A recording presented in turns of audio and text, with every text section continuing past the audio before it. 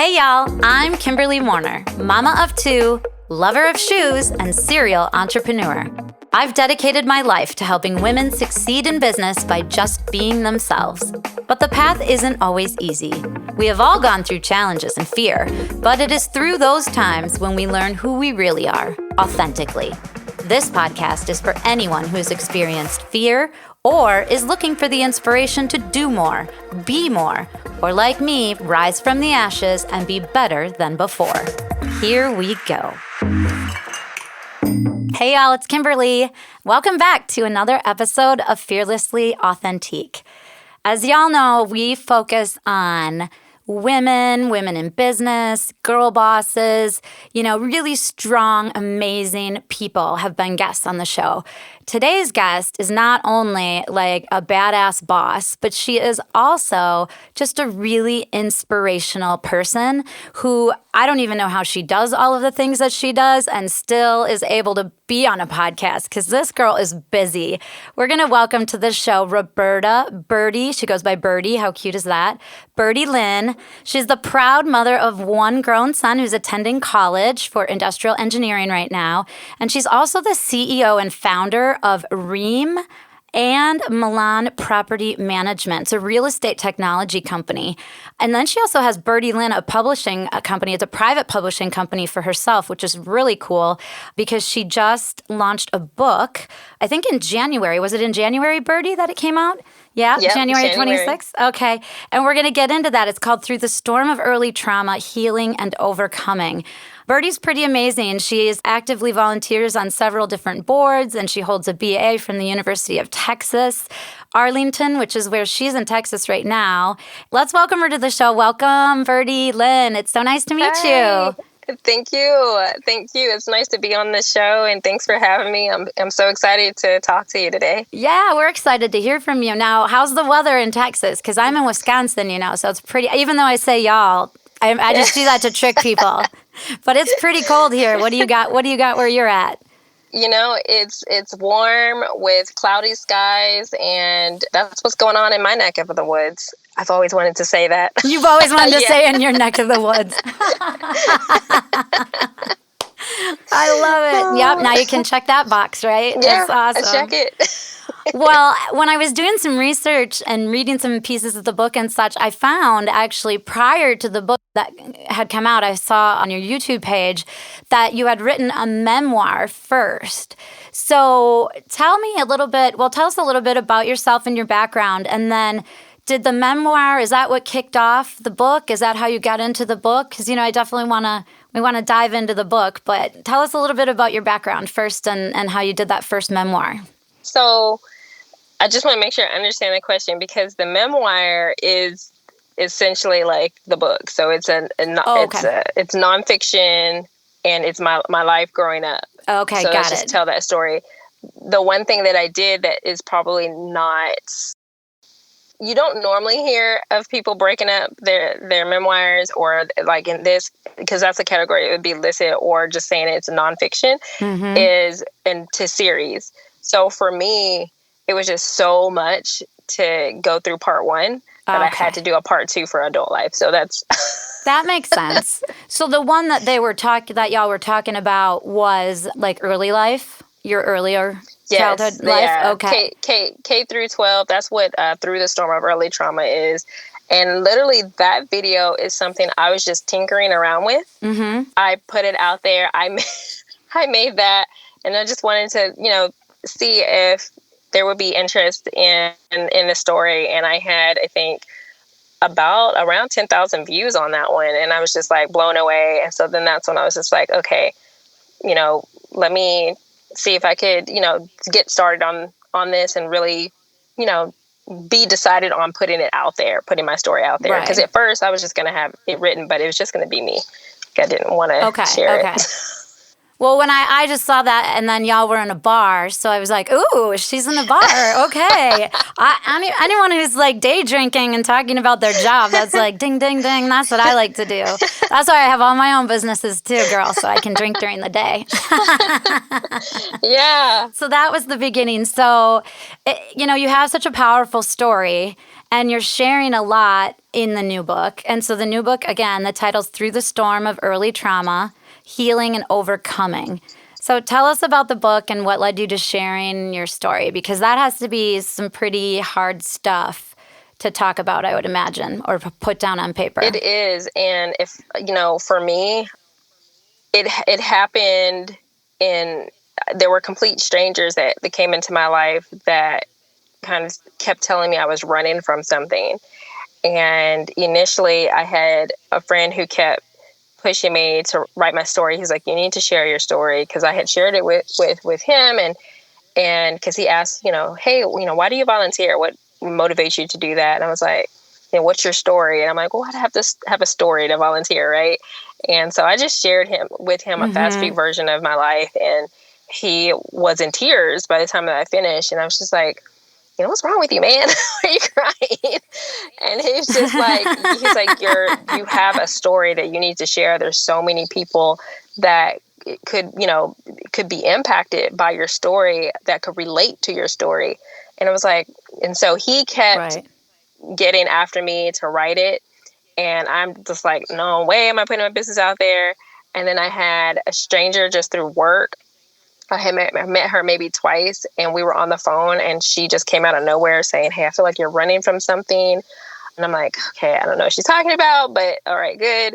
And then I had a pastor here in Plano, and he was just like, hey, he's got over 12,000 members, 5 different churches.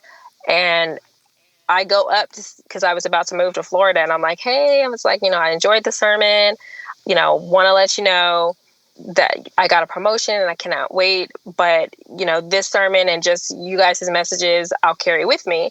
And he just stopped, and he didn't know me. And he's just like, I've never had to say this to anybody, but I'm just getting the feeling that you're not supposed to go to Florida. You're supposed to remain here in Texas, and because you're running from something. And I was just like, what? And so now that this was the second person in less than 3 months that has told me this, I literally went to my car because I couldn't figure it out. Well, okay, God, what am I running from? And literally I opened up my phone, and I had the text that said, have you started your book yet? I have someone that you could help you write it. And I was like, gosh darn it. What? I have goosebumps. So I love that. But that's like such a God moment. I mean, you can't describe it any other way than a God moment, because there's people telling you something, and you're like, what? I'm not running from anything, because you're not thinking about your past when you're in your present. And then for people to say, you should really write this, and and if all of those things combined, and then for someone to find like a ghostwriter or someone to help you actually do the writing part, because let's get real here. I mean, you are full-time job CEO of 2 corporations, and then you also were volunteering. And as you were talking about it, so where were you volunteering at the time that your friend was like, what are you running from? Why do you do all this volunteering? What do you do typically, or what's your favorite form of volunteer? Oh no! So now you're gonna get on me too. But so I, of course, lived in Texas, and I had moved back from the East Coast, and so I would fly back every year to volunteer for Feed the 5,000, which is an event. It was in Alexandria, Virginia, and I would fly back just to be a part of that event. It was on a weekend, and I really loved being able to serve families in the community that would come with their children, and we served them fresh food, and they got gift cards, and it was just it really just melted my heart to be able to see families who are really out there trying to make it, and to get fresh groceries and the experiences and get to meet those people. And so I loved just flying out there. I didn't announce it to the world. I flew all the way from Texas. Like it was just I was there. Yeah. I think that's where he was just like, I can't believe that you're all the way from Texas. Like what?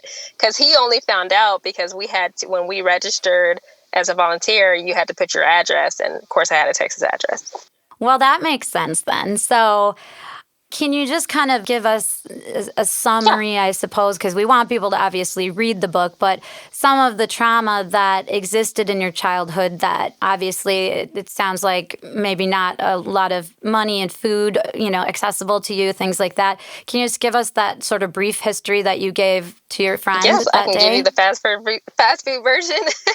There we go. Because we still want everyone to read the book. We can't give all the secrets away, but I wrote my book in a way that I wanted to share with people what I went through in my childhood, and not just what I went through, but here's how I got through it. Here's how eventually, as an adult, I'm looking at it and how the healing process of it. Because sometimes when you go through things in your childhood, you kind of put them in the back of your mind, you compartmentalize them, and you never take the time to really maybe journal or write down your thoughts, your feelings. And so what happens is you have these unconscious thoughts and things that you've, just put away and tucked away in your mind. And then there are triggers that kind of come out as you're an adult. And what happens, and I know what's happening for me, is as those triggers came out, it caused me to react without realizing why I was reacting, like the source of why I was reacting, and understanding that and healing from that. I was very angry and I had nightmares, as an adult because I hadn't healed from my childhood. And so in my childhood, I deal with sexual abuse, and I'm very transparent and vulnerable about those experiences, how I had to become my own expert, dealing with bullying, dealing with racism, being the only African-American girl that was in my high school. We had an overcrowded high school, and we had two other Black boys. Where'd you grow up? In Fort Worth, Texas, and then finished out in Clackamas, Oregon. Yeah. So only in your class, only 3 African Americans, 2 boys, out of and you were the only girl. Student body, 3 Black students. Okay. It was. It was yeah, a lot. that's crazy. It was a cultural shock. Moving, and I explained that, and I explained how I stood up to the whole student body, and I also explained how that was received. And then I, because I got taunted by skinheads. I didn't even know, what a skinhead was, or that they even existed. I knew about the KKK, but I didn't know and come into close contact with them until I got to Oregon. And so it was. And in your actual school, even with you, in your class. They burned crosses in someone's yard who tried to walk me to protect me from them, and they burned a cross in their yard and said, your house is next if you don't. And so all this is in the book. Like, I've dealt with a lot. Wow, you've been through the ringer for sure, and all before the age of what, 18? Yeah. I mean, and all in this 17, is like I was violently raped. Okay. And three times. And so I explained how that happened and occurred and went down. So I went through a lot, and as you can imagine, I was very angry. I didn't trust people because of that rape. Naturally, things were that makes sense. I had left that I had to deal with for the rest of my life. There's that anger, and then just ultimately explaining my relationship with my father and how it affected me. Because I think a lot of parents need to understand how you parent affects and impacts your child and their thinking and their self-worth and their confidence. And so I explain a lot of that. And I also explain how the teachers, the administrators and educators, how they played their role, and how they play their role in a child who maybe be suffering abuse at home, and how to recognize those signs.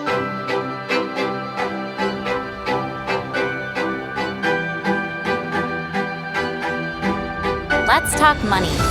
I know. Talking money is not my favorite topic either. But what I'm about to share with you could change your life for the better and for the long term. Profit Wealth Management of Kenosha, Wisconsin was founded in 1999 by owner Mark Hujic. With 37 years of experience in the financial world, Mark's main point of difference is how he treats his clients. And I would know because I am one of them. At Profit Wealth Management, you are not just a number. There are no rigid, prepackaged portfolios, and you will never be handed off to an inexperienced financial phone center when you call with a question.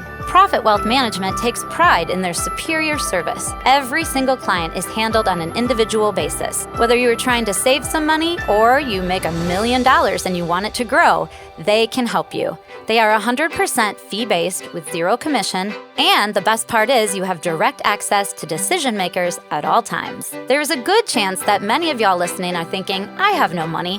I'm not even sure if I have any assets. Perhaps you just graduated college, just got married, just lost a parent, just got divorced, or just started your very first job. Well, you are in luck, because another huge point of difference at Profit is that they offer free consultations with my friend and podcast guest, Carrie Lou Robinson. A graduate of Utah State University and UW Parkside, Carrie Lou has 30 years of experience in corporate counseling, and she really knows how to make your dollars work for you. Avoid the lure of quick fixes, learn about what assets you might have, or if not, how to start growing some. Any financial question you have, they can answer it. I am living proof.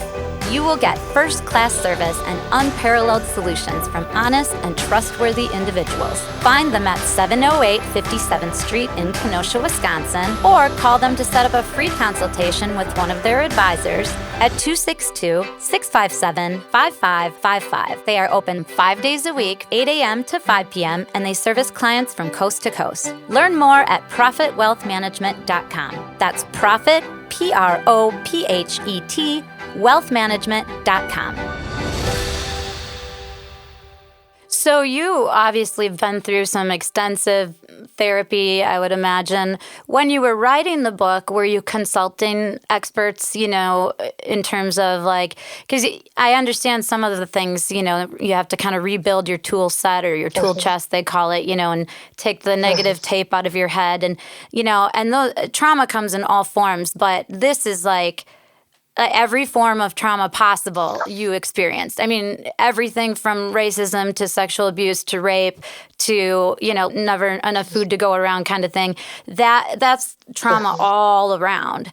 And so did you have any experts help consult with you on the book in terms of telling people what to do or how to help people that they know that might have been in situations like this that are adults, but because you really have to go to, did you do EDMR or any of that sort of different types of therapies when you were in, I imagine, in different therapies and counseling for sure. and stuff? So Tracy Nicole Hayes, she is on my book. I wanted to leave her on there as she was my, editor and kind of helped me form.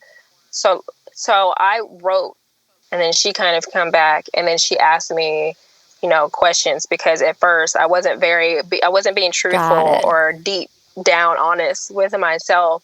I was still being protective, right? And so she would pull those questions out. Now Tracy is PhD, and so I should say Dr. Tracy, but she was also a counselor in the Navy, and so she has a psychology background and dealt with that. And I would imagine a distinct relationship with PTSD. Yes, PTSD, yes. So she was very familiar with, unbeknownst to me, I had no idea how to, formulate my thoughts. Right. But so I just told her, here's my story. And she was able to kind of ask questions to get me to go a little deeper. And so what I realized is when I was speaking with her, it was very hard because in order to get me to go deeper, I had to go back inside those thoughts where I thought I closed the door and tried to throw away the key.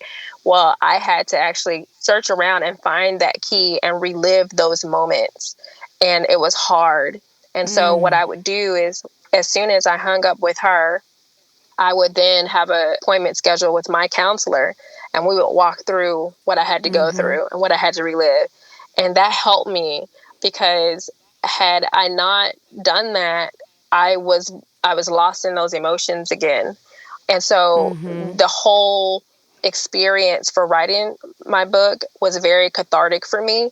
And I was able to kind of just get through those moments and actually be able to heal. Heal. Yeah.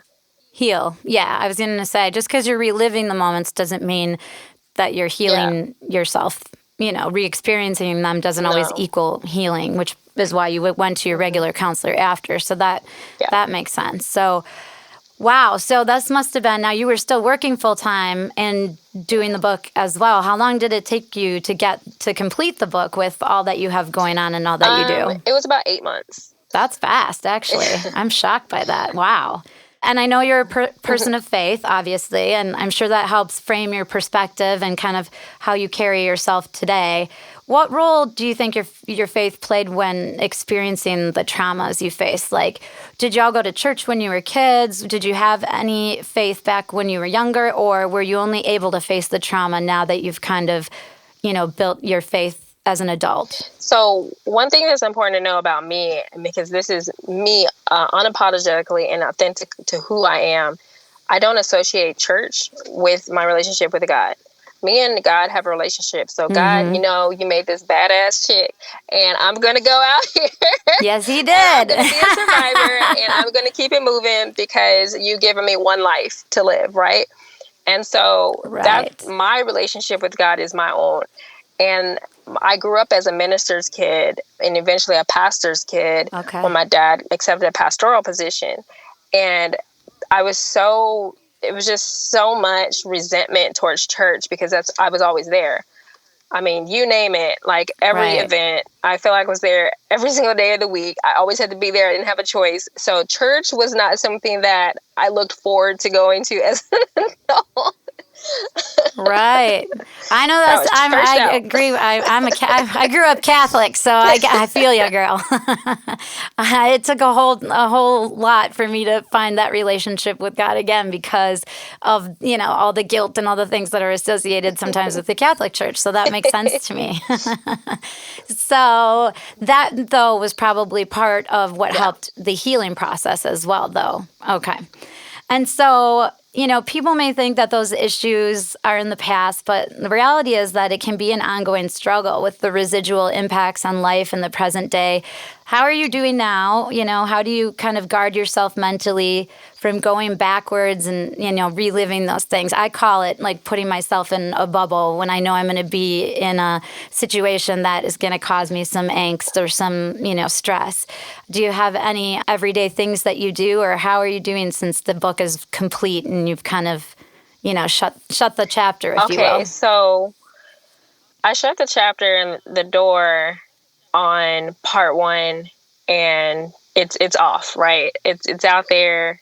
Everyone can read it, but I've moved on from every topic that I actually talk about in the book, right? Including racism. I've developed ways to acknowledge when that occurs. And that's what I explain in my book too, is how I did it and what I did. I just think that, I'm free. I'm living fearless, shameless, guiltless. Guilt-free, yes. And I've moved forward. Like, so it's funny because I hear, well, you don't look like you've went through all these things. And I know people are just ignorant to the fact that when they say that, it's like, they're probably, it's a compliment. But on the other hand, how is a person supposed to look that's gone through trauma? You know how many people that are walking this earth, no one escapes from trauma. So it's it's just like, how is someone supposed to look? But for me, like, I want you to see me smiling. I want you to see me, happy and joyful, because that's what you should see. You don't want to see that trauma's had an impact to where, if I don't look like I've been through trauma, I'm glad, because when what you look like when you are through trauma, you're angry, you're depressed, you're cursing people out, you're snapping, you're an awful person because you've allowed the trauma to take over and you're depressed and you don't know where to go and you're trapped in a prison and you're caged. I'm no longer caged. I'm free. And so I'm able to look past that. And it's funny when I'm sharing my story now and, I talked about the sexual abuse and I answer questions about it, and just people who are naturally, just curious as to how I moved forward in those moments, I'm able to just talk to you like we are now and have a conversation about it. And no more do I feel shame for having gone through that, because I used to hate my body.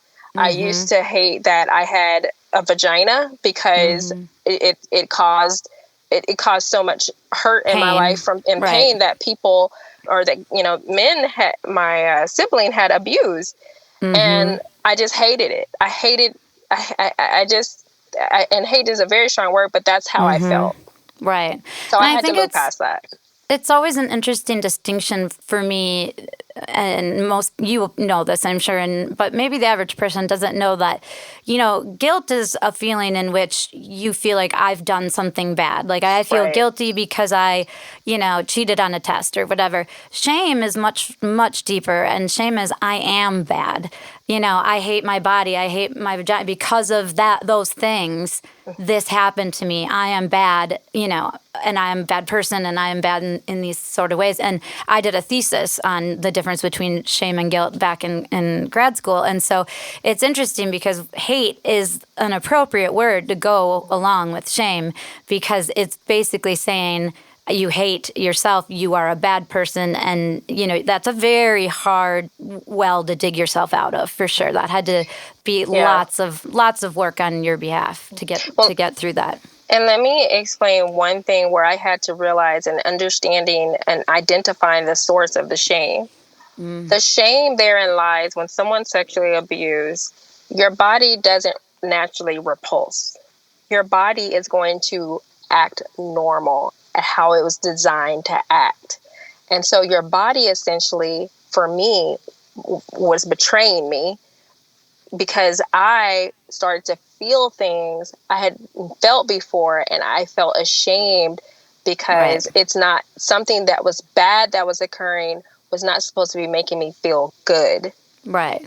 You know what I'm saying? And yes. I think that's where shame creeps in, grabs a hold of you, and tries to just gut wrench and and takes you, and that's it.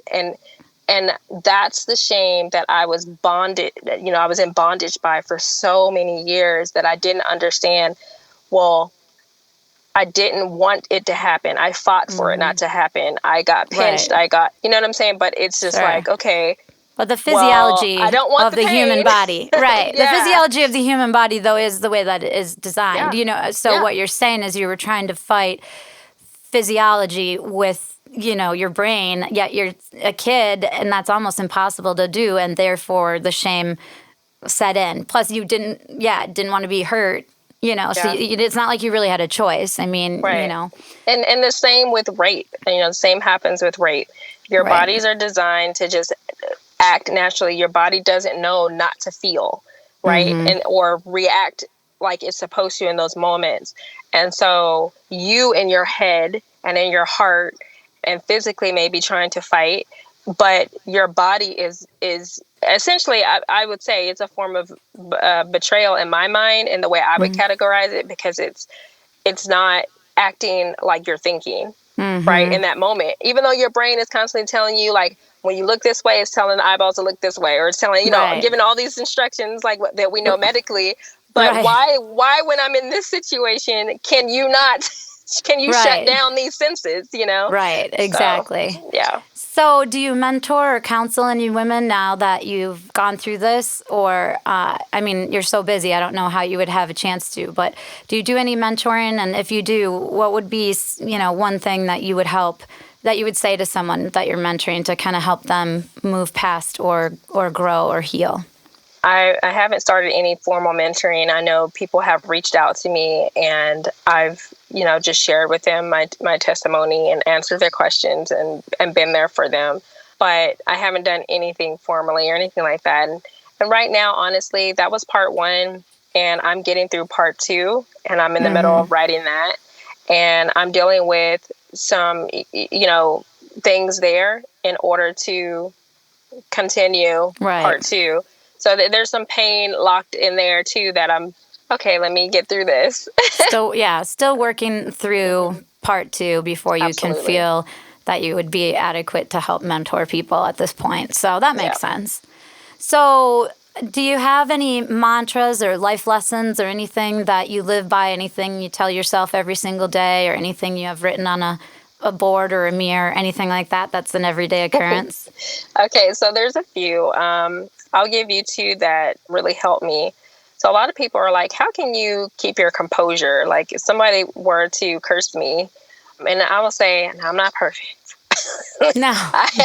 If someone were to curse me out and I didn't really like in the moment just came out of nowhere. I don't know how I would react, but I just know in my career, life and in my personal life, I try to continue to remember that hurt people hurt people. So if someone is lashing out at me, in my mind, I'm instantly going to start processing why it's occurring. Like what they're saying is hurtful. I'm acknowledging what they're saying is hurtful, identifying the source behind why it hurts, and understanding the why behind it. So looking past my pain and looking at their pain. And then forgiving them and myself probably for my thoughts like this.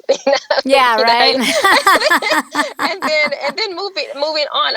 Okay. So I understand that you're upset. What can we do to like just, come to a compromise, or what can we do to just move forward? And instead of allowing that to now escalate. And essentially, Michelle Obama says this thing that I love. She says, when they go low, you go high. Well, that's how you go high in that moment. Remember, don't think about the words that are, inflicting pain on you. Think about their pain and why they're dealing with this, or why they could be trying to inflict pain on you. They're hurting for some reason that they're not going to share. Oh, that's an awesome one for sure. I love it. I wrote it down. You did. And the other one is, I heard it when I was younger. Your attitude determines your altitude. And that is so true, because if you have a negative attitude, there's no way that you will climb higher. Not in your career, your personal life, whatever it is that you're doing. Right. If I come in here and I came into this radio interview and I was like, how long is this going to be? Because I had and this happened. Yeah, and you'd be like, you know what? We're not having this interview today. Yeah. It's really, I know, right? It is, and that is a good one too. I love that. And it's so true.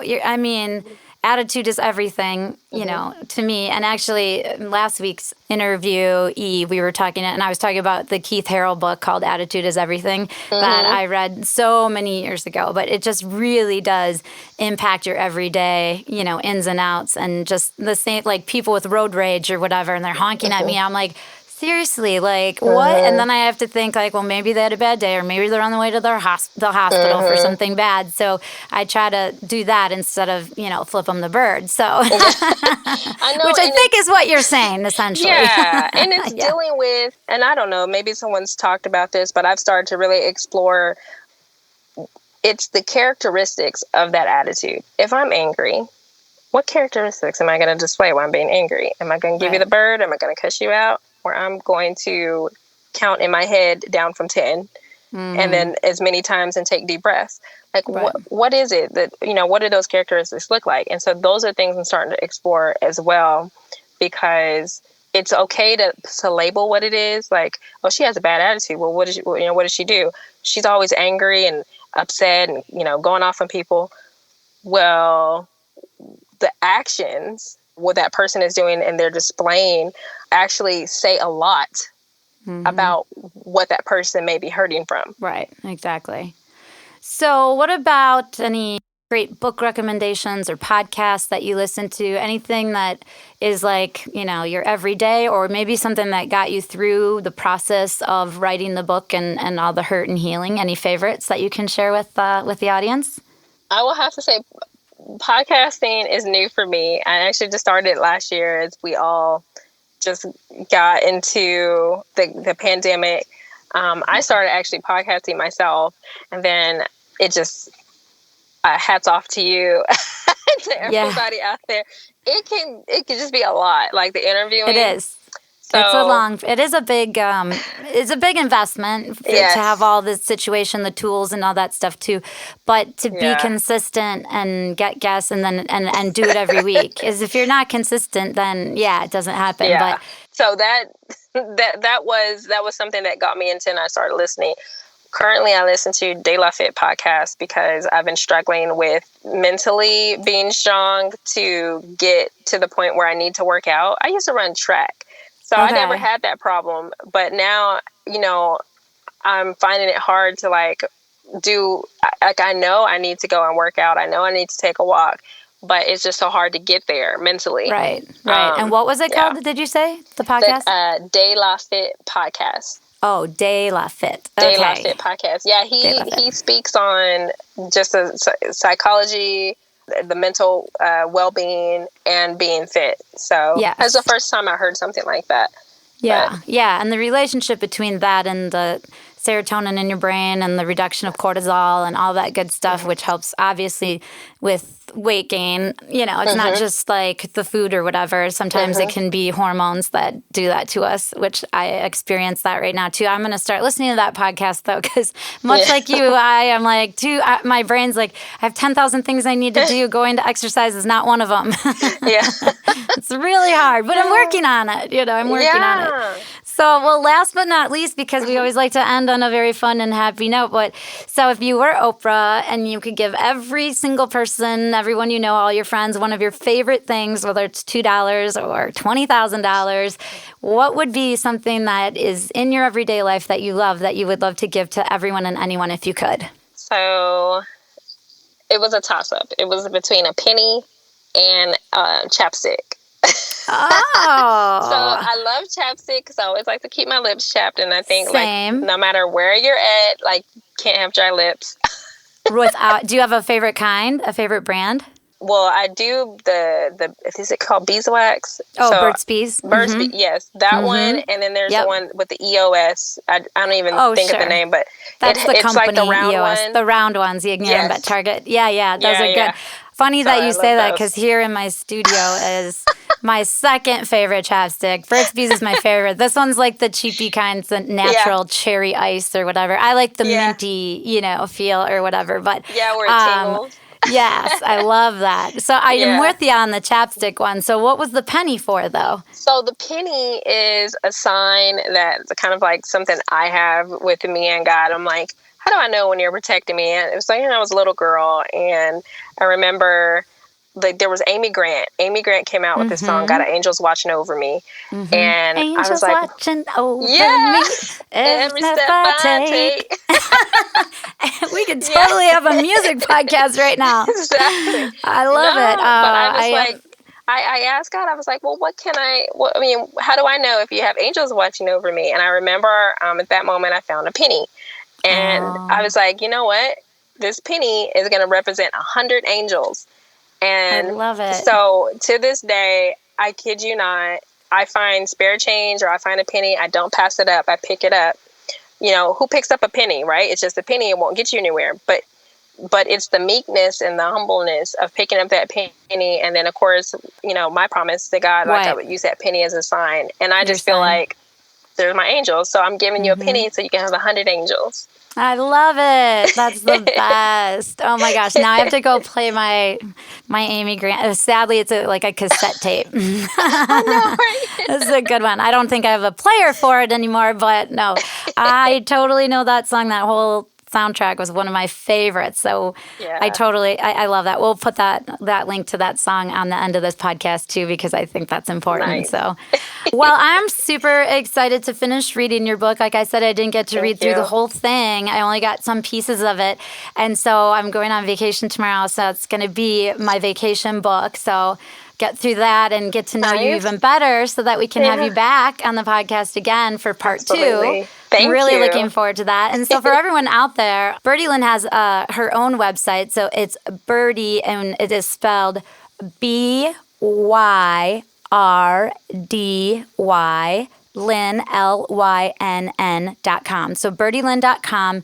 And then you can also, of course, purchase her book, Through the Storm of Early Trauma, Healing and Overcoming, not only on her website, but also on Amazon and all of the platforms out there that you purchase your reading materials. So thank you so much, Byrdy, for being on the show. It's been a pleasure. I feel like we're kind of kindred spirits. Like I want to hang out with you right now. I want to be like, drive over for someone. Yes. Well, or Starbucks. It's about cocktail time here. It's 2:00. Come on. It's cocktail hour.